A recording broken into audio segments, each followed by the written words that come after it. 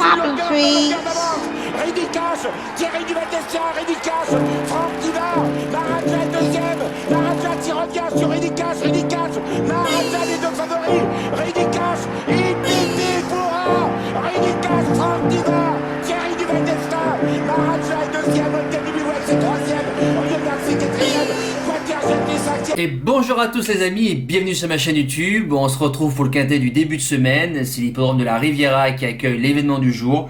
On retrouve les sauteurs, le prix de la promenade des Anglais, 4000 mètres, départ 13h50, corde à gauche, terrain très souple au minimum.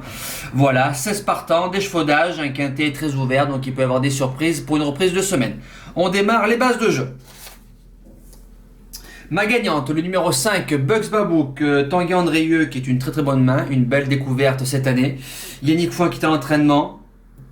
Ça fait 2 fois que je vous la conseille dans les quintets, faisant 2 fois 5e, première fois course école, deuxième fois montée un peu plus près, fini bonne 5e, ensuite répété dans un petit handicap.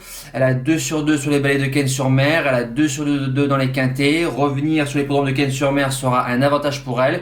Ils annoncent 12 €, je pense que ça peut gagner. Deuxième base, le numéro 12, Page Cachador, que je vous avais conseillé très haut pour son premier quintet sur les obstacles.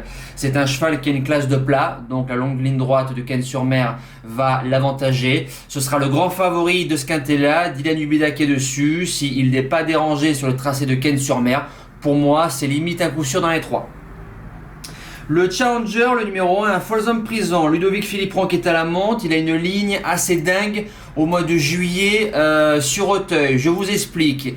Il a battu Dakota de Beaufait et Even Snide qui ont répété dans des quintets. A battu aussi Saint-Anjou et Clou d'Ancien qui ont gagné leur tiercé. Donc la ligne est super. Il vient de faire une bonne rentrée. C'est un bon sauteur. Si Yannick Foin met Ludovic Philippon dessus, c'est pour être dans les 5. Premier outsider, le numéro 9, Folburg de Palma, 3e à tout foin, j'ai mis les 3 foins très haut. Jérémy Da Silva qui est à la monte, Folburg vient de faire 2 fois 3e dans une course à condition et dans un petit handicap sur Lyon. Une première sur Cannes-sur-Mer, il croise le fer de Magistador qui vient de faire l'arrivée de quintet sur Auteuil il y a 1 mois. La ligne est bonne, je fonce. Deuxième outsider, le 16, Cyrano de Paille qui vient de faire une bonne rentrée. Je dis pas de bêtises, une rentrée de 6 mois, gagnant sur Cannes-sur-Mer. S'il n'y a pas la fameuse deuxième course, c'est un spécialiste du tracé, c'est un spécialiste de Cannes-sur-Mer, il aura sa chance pour les belles places. La suite du pronostic, le numéro 4, Tenerife Sea, qui vient de faire une rentrée de 6 mois aussi, battant mon challenger. Voilà, si la jument n'a pas le syndrome de la deuxième course, Christopher Couilleux qui est à la monte, Fertier qui est à l'entraînement, 2 sur 3 sur les balais de Cannes-sur-Mer, je dis oui. En 7e place, le numéro 10, No Risk For You, a fait l'arrivée de quintet au mois de mai sur Auteuil, si je dis pas de bêtises. Attendez que je contrôle ça de suite.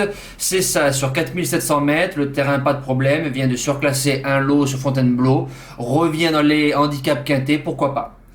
Et je termine avec le numéro 7, Rock the Race, n'a pas trop de marge de manœuvre sur Auteuil, donc il revient sur Cannes-sur-Mer, c'est des lots un peu moins forts, moins fournis. Donc je me dis pourquoi pas, en bout de sélection, s'il arrive à nous prendre la 5e place à grosse cote. En cas de non partant, qui est toujours en forme ou souvent en forme, le 14, Popard du Barlet, Patrice Lenog en général qui fait un excellent meeting d'hiver sur Cannes-sur-Mer. Le cheval, il vient d'être 7e, gentiment. Pour une reprise de contact sur les programmes de Cannes-sur-Mer, si je dis pas de bêtises, c'est ça. Donc dans un champ réduit, je vous dis oui. Mes impasses, le 6, December, pour l'instant c'est 2 fois qu'il est arrêté, qu'il court très mal. J'ai besoin qu'il me rassure, donc on peut l'écarter, je pense, sans problème. Et le numéro 2, Yaya John, sur sa vraie valeur de l'hiver dernier, première chance. À l'heure actuelle, il vient d'être stoppé sur Compiègne, 70 kg. Je tente de faire 100 demain dans ce quintet-là. Voilà, nous passons au cheval du jour.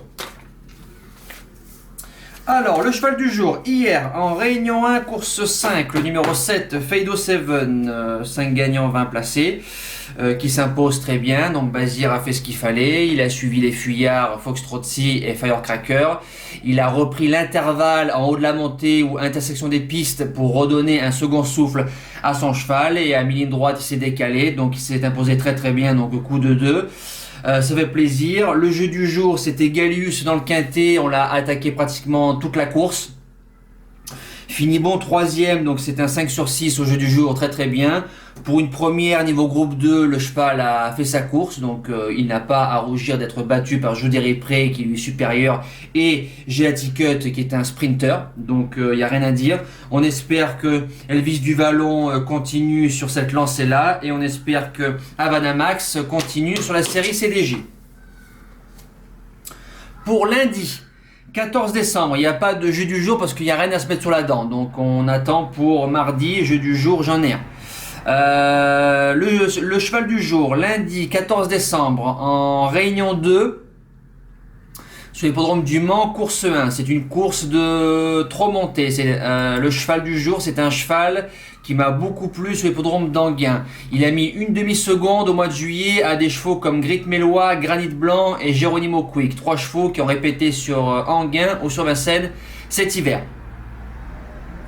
Le numéro 18, Grandioso, 5 gagnants, 20 placés. Il rend les mètres. Alex Abrivard qui est dessus. On le redéfait à des antérieurs pour l'occasion. La forme de Laurent-Claude Abrivard, la forme de Alex Abrivard, c'est un fils de Thiago Détang. Donc super, c'est un cheval, je pense, qui a une marge de progression. Voilà, il est au 25 mètres au Mans, donc il faudra que tout se passe bien. L'opposition de la course, pour moi, c'est le numéro 5, Gabellino qui part en tête, Matt Abrivard, Damien Beaune à l'association. Et le numéro 11, Gamine Dazé, monté par Ploquin. Des Fer et des 4 qui part en tête. Maintenant, l'engagement est bon pour Grandioso. Si le cheval fait sa course, il a largement sa place dans le couplet gagnant et j'espère le voir triompher pour un bon début de semaine. Voilà, nous les amis, c'est terminé. On se dit à demain pour une toute nouvelle vidéo. Une bonne semaine à tout le monde et je vous dis à demain. Ciao. Tell me pretty lies, look me in the face. Tell me that you love me, even if it's